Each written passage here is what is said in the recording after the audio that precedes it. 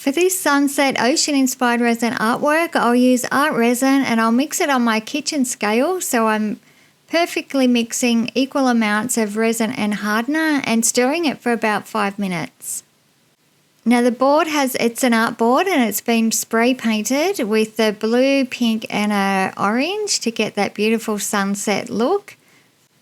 And I always use a spray paint that's a high quality one that's UV resistant, so it's not going to fade. And those shells have just been spray painted with exactly the same colours, with the addition of a beautiful metallic gold. You can see it shimmering there.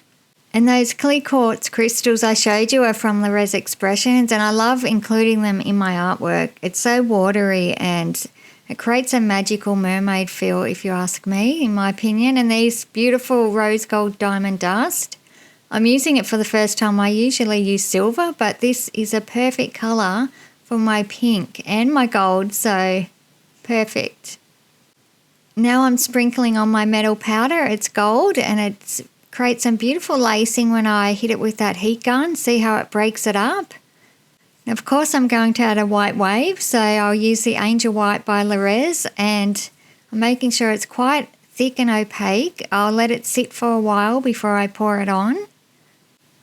In fact, it's looking a bit on the thin side. I didn't let it sit for long enough, but I think that'll be okay because I'm not creating a 3D wave. Like if I wanted that 3-dimensional wave, it would need to be thicker. But I can see that it's not quite enough and it's thin, so I'm going to pour a little bit more on and it should be okay.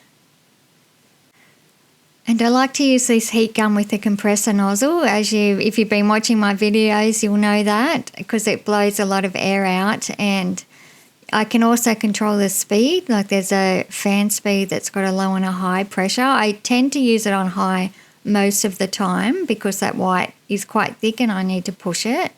And always passing over my wave with a blowtorch because it's the heat that will activate that lacing.